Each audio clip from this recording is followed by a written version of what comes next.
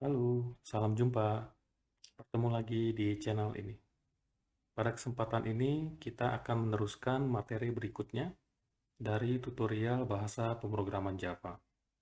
Kita akan membahas mengenai kelas dan objek, di mana kelas dan objek itu sudah masuk ke bagian OOP, yaitu Object Oriented Programming. Nah, sebenarnya struktur kelas di Java adalah sebagai berikut. Jadi struktur kelas yang lengkap di bahasa pemrograman Java adalah sebagai berikut. Secara garis besar itu ada dua, yaitu bagian deklarasi, deklarasi nama kelas, dan kemudian bagian badan kelas atau kelas body ya. Jadi badan kelas itu adalah bagian kelas yang ada di dalam buka kurawal dan tutup kurawal. Ya, jadi kalau deklarasi kelas yang di atas, di luar buka kurawal, sedangkan badan kelas atau kelas body itu adalah bagian yang ada di dalam buka kurawal dan tutup kurawal.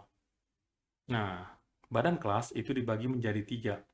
Jadi dalam kelas itu ada tiga, yaitu ada field, kemudian ada constructor, dan juga ada method ya. Nah, jadi kelas itu komponen lengkapnya itu tiga, yaitu field, constructor, dan method. Nah, mungkin kalau ada yang jeli dan mengingat-ingat source code yang sudah pernah dibuat sebelumnya, mungkin akan langsung komen, loh, berarti selama ini kita belum pernah ada field, belum pernah ada constructor, belum ada method. Benar, ya. Jadi selama ini, sampai materi sebelum video ini, kita sudah selalu membuat kelas, ya. Kita selalu membuat kelas, tapi kelas yang kita buat itu belum ada field, belum ada constructor, belum ada method. Terus yang kita buat apa dong? Nah, yang biasa kita buat itu adalah seperti ini ya. Jadi kita bikin kelas dan di dalam kelas itu ada entry point, yaitu method public static void main. Nah, ini method public static void main ini sudah pernah kita bahas di video paling awal mengenai pengenalan Java di introduction. Kalau mau mengingat lagi mengenai penjelasan public static void main, boleh dilihat di video sebelumnya ya. Jadi kita tidak akan bahas itu. Nah, kita mau coba bahas apa sih sebenarnya public static void main itu di dalam OOP. Nah, jadi sebenarnya public static void main itu sebenarnya bukan masuk dalam ranah OOP ya. Jadi dia itu adalah metode khusus. Jadi public static void main itu adalah metode khusus dalam bahasa pemrograman. Nah, itu digunakan merupakan titik awal untuk eksekusi satu kelas. Jadi itu merupakan titik awal untuk eksekusi satu kelas. Dan walaupun public static void main itu ada dalam satu kelas, maka metode ini sebenarnya bukan bagian dari kelas ya. Bukan merupakan metode dari kelas di mana metode ini berada.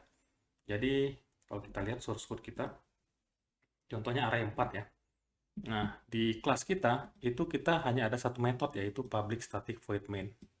Oke. Nah, jadi walaupun metode public static void main ini ada di dalam kelas array 4, tapi metode ini sebenarnya bukan bagian dari array 4. Dia hanya entry point yang kita letakkan di kelas array 4. Ya, jadi ini hanya entry point ya. Jadi kita perlu perjelas karena nanti kita tidak akan pernah memanggil metode public static void main ya, itu konsekuensinya. Jadi metode ini tidak dapat dipanggil dari kelas lain. Jadi hanya dapat digunakan oleh JDK. Nah, penjelasan ini itu ada di video awal yang sudah mengenai introduction ya, mengenai introduction pengenalan dari bahasa pemrograman Java. Jadi selama ini kita sudah bikin kelas, tapi kelas kita itu masih kosong. Karena kenapa? Kita belum pernah bikin field, kita belum pernah bikin constructor, kita belum pernah bikin method. Yang ada, kita hanya menggunakan entry point, yaitu kelas khusus public static void main, yang tujuannya itu hanya untuk mengeksekusi kelas yang bersangkutan. Jadi sejauh ini kita bikin kelas, itu kelas kosong semua ya. Jadi belum ada field, belum ada method, belum ada constructor. Yang ada hanya satu metode, yaitu public static void main. Nah, jadi kenapa kita belum bahas itu? Karena untuk mempelajari materi sebelumnya, itu kita dapat skip dulu ya OOP-nya. Jadi kalau kita mau belajar array, ya nggak perlu juga pakai OOP, bisa control flow. Kemarin juga kita pelajari, tanpa menggunakan OOP juga bisa. Jadi hanya menggunakan public static void main. Jadi sejauh ini memang kita belum menggunakan konsep OOP yang lengkap. Nah, pada video ini kita akan mulai belajar ya. Kita akan mulai belajar menggunakan uh, konsep object oriented. Ya, salah satunya adalah kelas dan objek. Oke? Nah, kalau gitu mari kita lihat seperti apa sih sebenarnya contoh kelas yang lengkap di bahasa pemrograman Java. Nah, mari kita bikin satu kelas.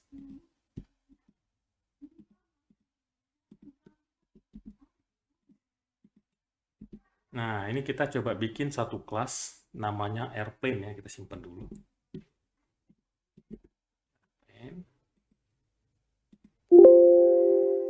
Nah, jadi ini contoh salah satu kelas yang lengkap ya. Jadi kelas itu ada deklarasinya, ini kita udah biasa ya, kita udah biasa.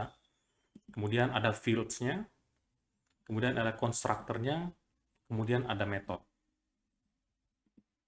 Nah, kalau kita lihat fields-nya juga lebih ya, bisa satu. Jadi kita udah lihat sebelum-sebelumnya kita nggak pernah ada field. Jadi dalam satu kelas itu field nggak harus ada, betul. Kita sudah menunjukkan di kelas sebelum yang kita buat, itu kita nggak pernah memiliki field ya. Kita hanya memiliki satu metode, yaitu public static void main. Baru constructor juga itu sesuatu yang nggak mandatori. Ini secara kasat mata sebenarnya constructor itu mandatori ya, nanti akan saya coba jelaskan. Tapi sejauh ini kita belum pernah bikin satu constructor pun ya, satu constructor pun. Jadi secara kasat mata, oh sepertinya constructor nggak harus ada. Nah, kemudian metode juga nggak harus ada. Nah, karena kita sudah lihat di kelas-kelas yang sudah pernah kita buat sebelumnya, itu kita belum pernah membuat satu metode kecuali public static void main. Oke, nah tapi kalau kita lihat, inilah contoh lengkap kelas Java, di mana ada fields, ada constructor, ada methods. Oke. Nah, mari kita lihat.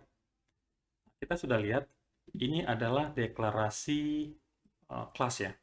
Deklarasi kelas yang sejauh ini itu selalu kita buat. Jadi di semua kelas yang kita buat, kita selalu melakukan deklarasi. Contohnya public class array4, public class control flow for break. Nah, tapi kita akan coba lihat lebih detail apa sih sebenarnya aturan dan komponen apa aja sih yang ada dalam deklarasi kelas.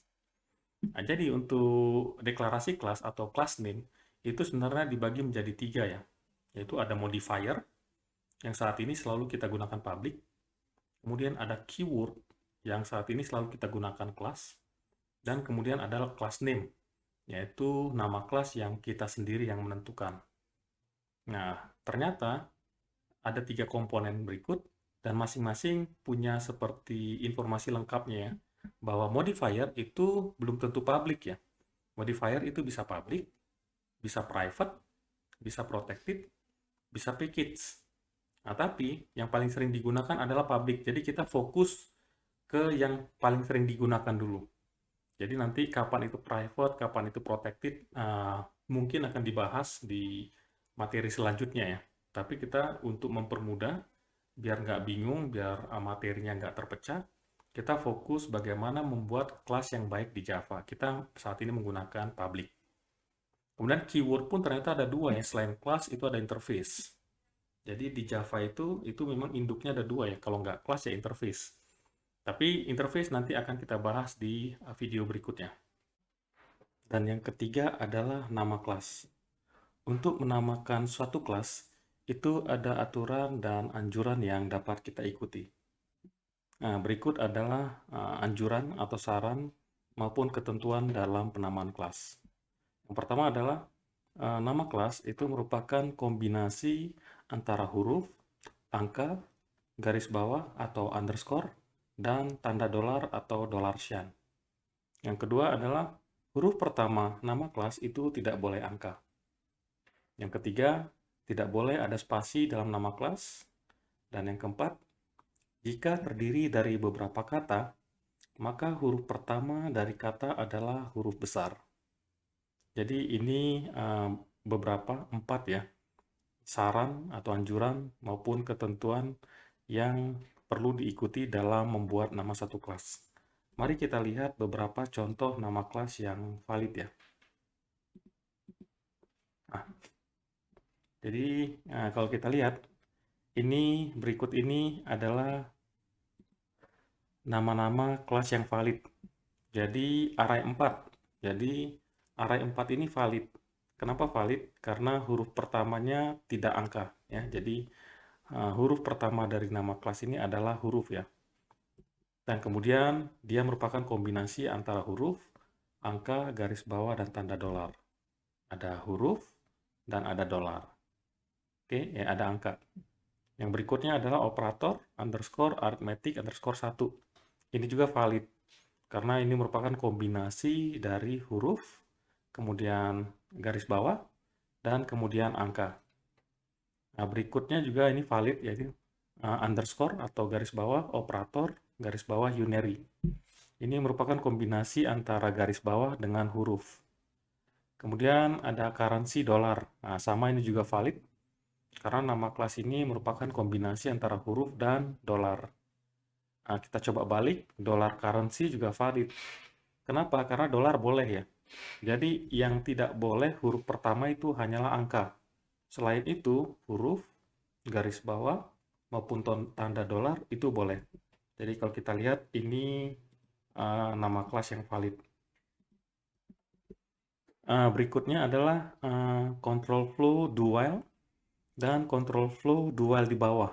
Ini untuk menjelaskan aturan nomor 4 ya.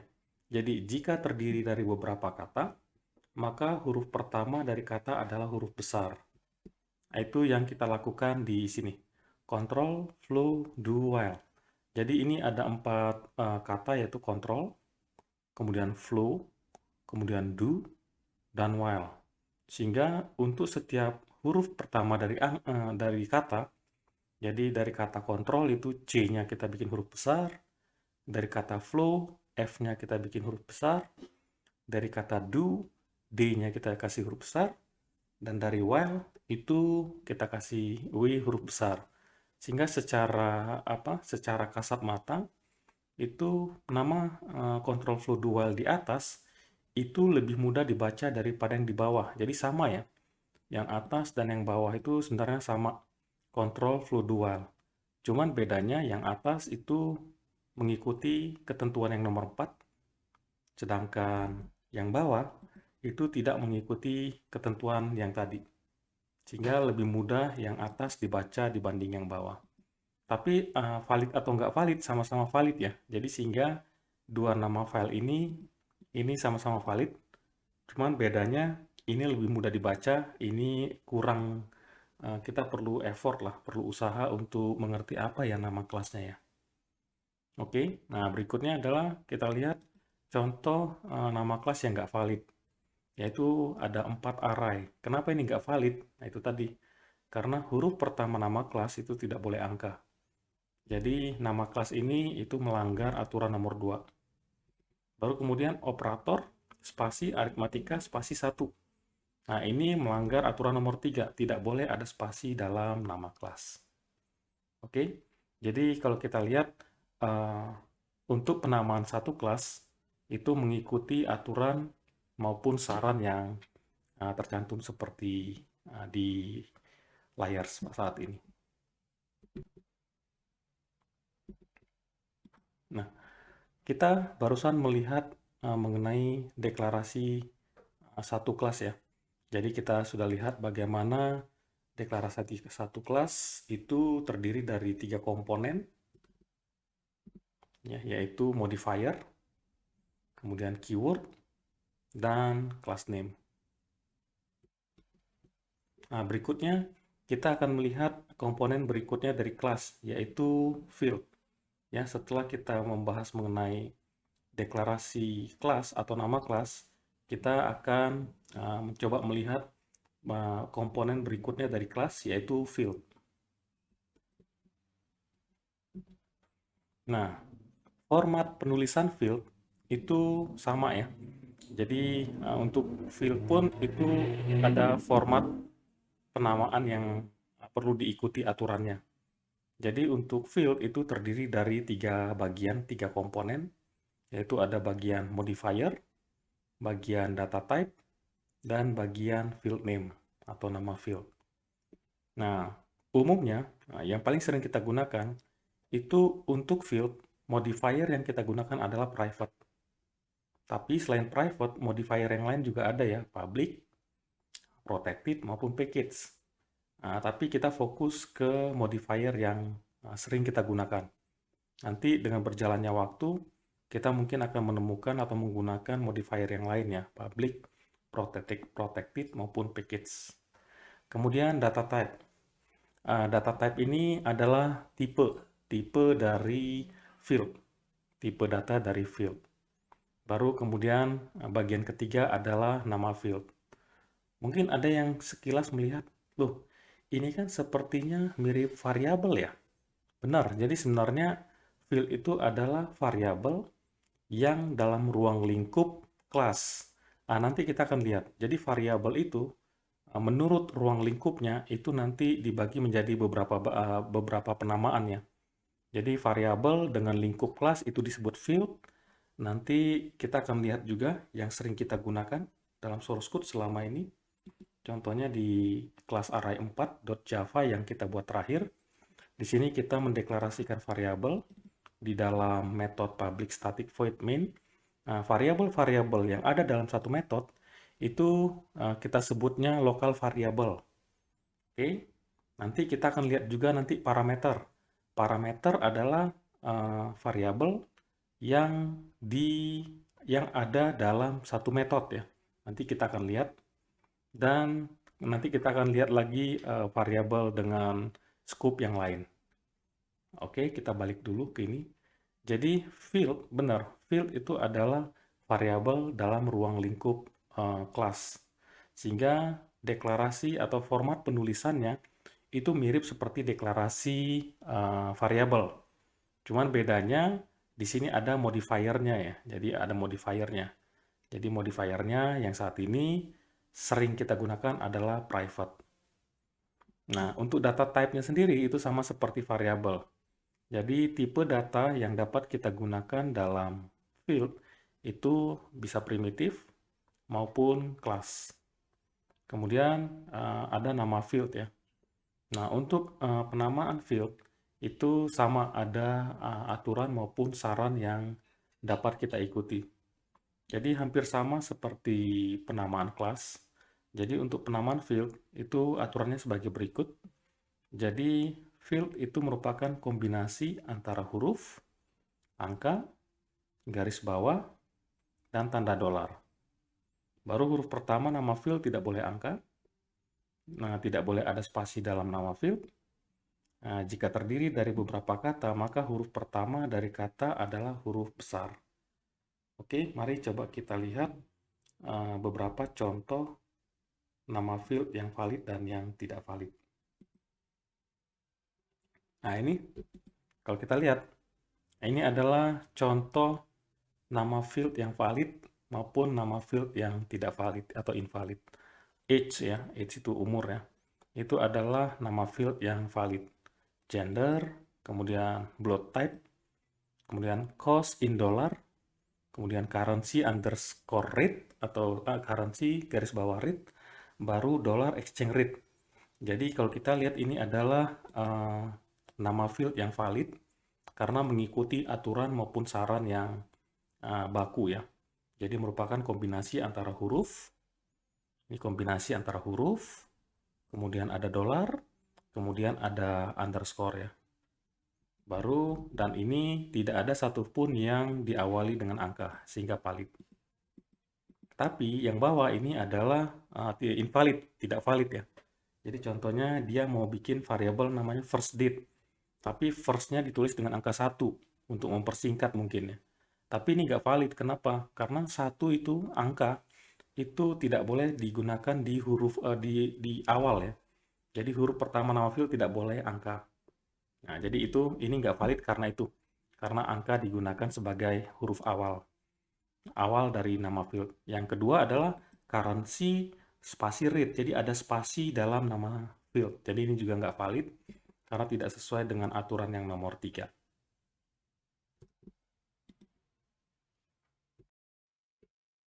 Berikutnya, kita akan melihat bagian lain setelah kita melihat bagaimana format penulisan field dan juga aturan penamaan dari field. Kita akan lihat berikutnya yaitu mengenai metode. Nah, format untuk metode itu kita bagi dua. Sebenarnya satu ya, cuman untuk mempermudah kita bagi dua. Yaitu pertama adalah format tanpa parameter. Jadi hanya ada 3 komponen yaitu modifier, kemudian data type, dan kemudian method name. Oke, yang kedua itu adalah format dengan parameter. Jadi bedanya di situ. Yang lainnya sama ya, ada modifier, data type, method name, dan kemudian parameter. Oke, nah kita lihat format yang satu dulu. Jadi untuk modifier, itu yang paling sering kita gunakan itu nanti adalah public. Ya. Apakah selain public ada? Oh ada ya. Jadi ada bisa private juga, protected maupun package.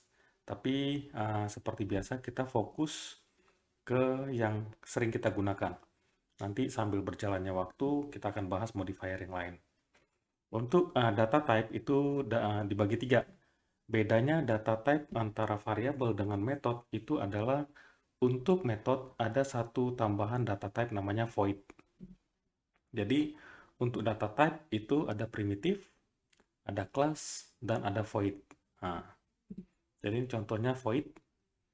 Baru kemudian bagian ketiga adalah nama metode ya. Nama metode. Baru biasa metode itu dimulai dengan buka kurawal dan diakhiri dengan tutup kurawal. Dan apapun yang ada di dalam buka dan tutup kurawal ini itu disebut namanya badan metode atau metode body ya. Nah, kemudian kita akan lihat bagian berikutnya yang format kedua. Jadi format kedua itu terdiri dari 4 komponen atau 4 bagian. Yang pertama adalah modifier. Modifier yang sering kita gunakan public. Kemudian data type. Nah, ini contohnya data type-nya adalah tipe data primitif. Kemudian method name dan parameter. Jadi parameter itu adalah uh, variabel khusus yang ada di dalam metode ya, ataupun konstruktor nanti kita akan lihat. Jadi contohnya ini adalah variabel yang ada di dalam metode. Itulah disebut parameter. Nah, untuk metode dengan data tipe void itu dia di dalam badan kelasnya itu tidak ada return ya. Jadi kalau kita lihat nih contohnya metode dengan nama start engine dan return data type-nya void, maka di dalam badan kelas itu tidak ada return. Nah, tapi jika return data type-nya selain void, contohnya ini float, maka di dalam badan kelas itu harus ada return dan yang di return itu adalah satu tipe data yang sama dengan ini.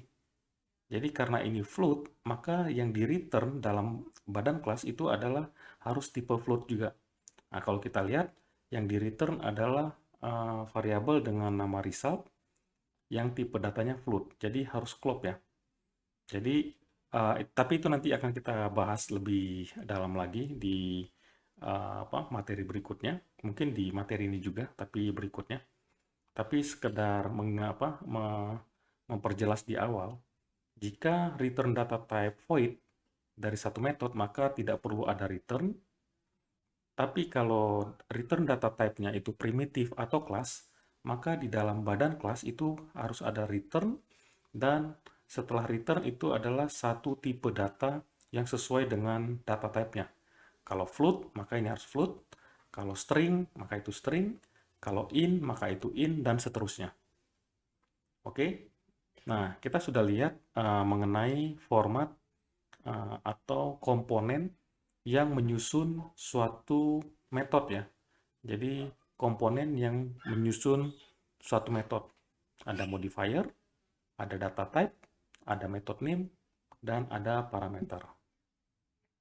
Dan kita sudah lihat untuk modifier yang mungkin apa aja, dan untuk data type itu yang mungkin apa aja. Nah, sama seperti penamaan kelas, penamaan field, penamaan metode pun itu memiliki aturan maupun saran yang perlu kita ikutin. Nah, berikut adalah beberapa aturan maupun saran yang dapat kita ikuti dalam membuat nama satu metode. Yaitu pertama, metode itu harus menggambarkan kata kerja. Karena memang metode itu adalah menggambarkan satu proses ya. Sedangkan proses itu biasanya menggunakan kata kerja. Contohnya, saya sedang proses belajar berarti studying, atau saya sedang dalam proses lari pagi, jogging. Nah, itu menggunakan kata kerja. Oke, baru nama metode itu merupakan kombinasi antara huruf, angka, garis bawah, tanda dolar. Hampir mirip ya. Bukan hampir mirip sih, mirip dengan nama kelas maupun nama field maupun nama variabel. Berikutnya adalah huruf pertama nama metode itu tidak boleh angka. Kemudian tidak boleh ada spasi dalam nama metode. Dan jika terdiri dari beberapa kata, maka huruf pertama dari kata adalah huruf besar. Oke, mungkin ada baiknya kita coba lihat beberapa contoh. Ya, jadi contoh-contoh nama metode yang valid maupun nama metode yang tidak valid. Coba kita lihat ya. Ini adalah contoh nama metode yang valid, start engine. Jadi, kenapa valid? Karena semuanya merupakan huruf ya. Take off juga itu huruf. Dan coba perhatikan, start engine itu terdiri dari dua kata ya. Start dan engine. Sehingga di mana huruf pertama dari kata itu dibikin huruf besar, kecuali kata pertama ya. Kata pertama itu tetap huruf kecil.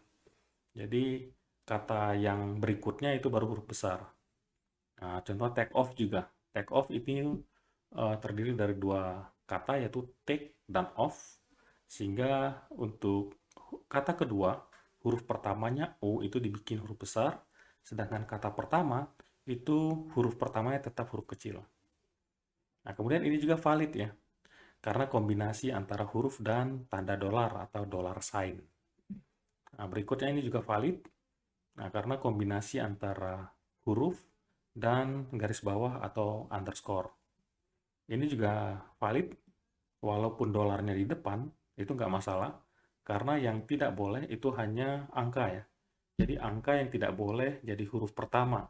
Jadi selain itu, ya huruf, garis bawah, maupun tanda dolar, itu boleh muncul di awal nama metode. Walaupun nggak lazim. Ya, walaupun agak nggak lazim, tapi valid ya. Jadi yang ini juga valid, itu kombinasi antara dolar, kemudian garis bawah, dan huruf. Nah, contoh metode yang nggak valid, itu jelas ya, pasti karena diawali dengan angka. Contohnya dia mungkin mau menyingkat ya, for calculate. Jadi satu proses untuk menghitung. Dia cuma pakai angka 4 ya, for. Nah, sehingga ini menyebabkan method name-nya invalid atau tidak valid. Jadi itu nggak validnya karena huruf pertama adalah angka. Itu nggak boleh ya. Nah, berikutnya ini nggak valid karena ini ada spasi ya, cost spasi reduction. Karena jelas tidak boleh ada spasi dalam nama metode.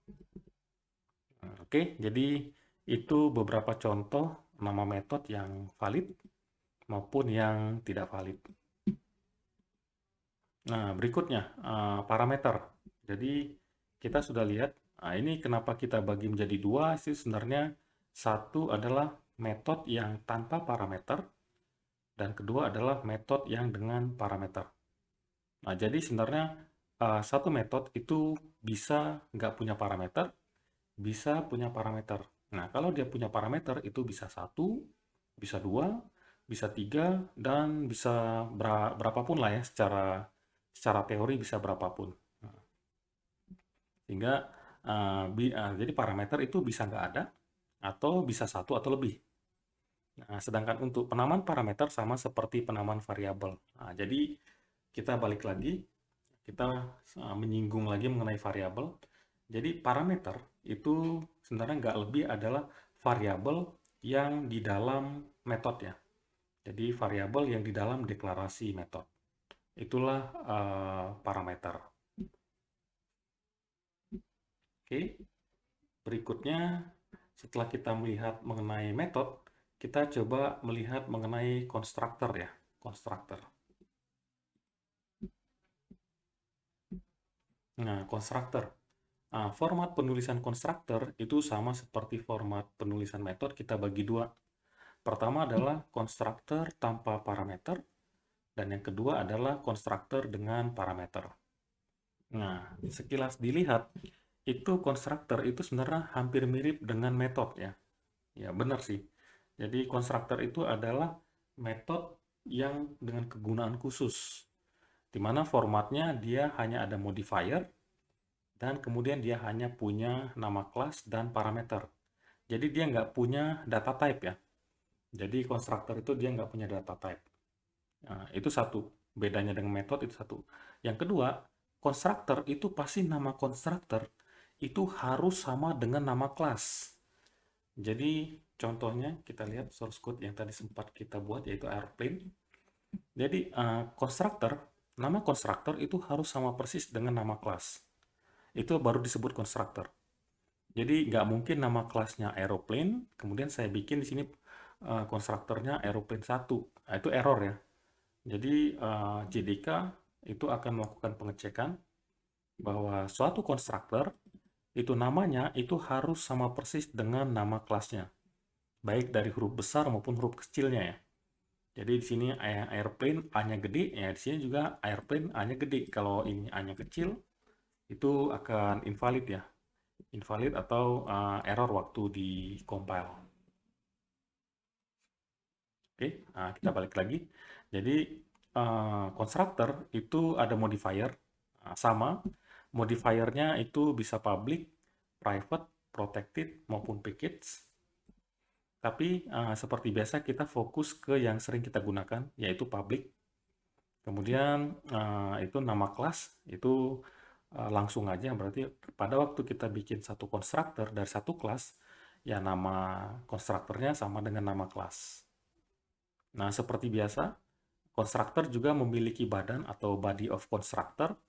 Itu selalu dimulai dengan buka kurawal, kemudian ada statement-statement dan diakhiri dengan tutup kurawal.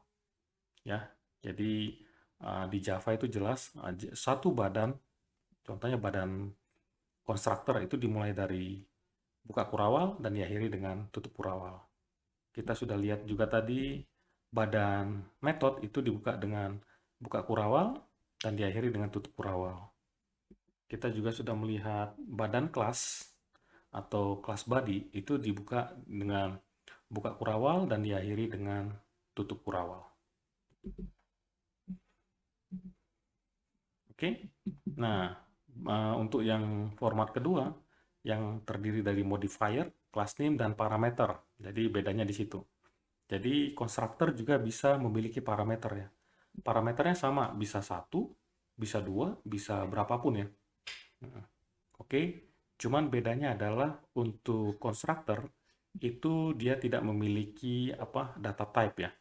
Jadi hanya memiliki modifier, kemudian class name dan parameter. Nah, untuk modifiernya tadi kita udah bahas, dia bisa public, private, protected maupun package. Kemudian class name-nya ya sama seperti nama kelas ya. Jadi harus sama seperti nama kelas. Parameternya juga bisa ada, bisa nggak ada. Kalau ada itu bisa satu atau lebih. Baru penamaan parameter sama seperti penamaan variabel. Ya, karena parameter sebenarnya variabel. Parameter itu adalah variabel yang ada di dalam satu konstruktor ya. Atau variabel yang ada dalam deklarasi metode.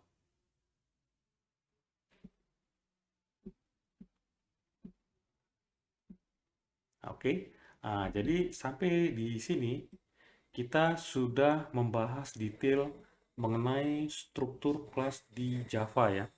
Jadi secara garis besar kita sudah lihat bahkan sampai ke detailnya bagaimana format dari bagian-bagian struktur kelas, mulai dari deklarasi kelasnya sendiri, kemudian dari badan kelas yang terdiri dari tiga, yaitu field, kemudian method, dan constructor.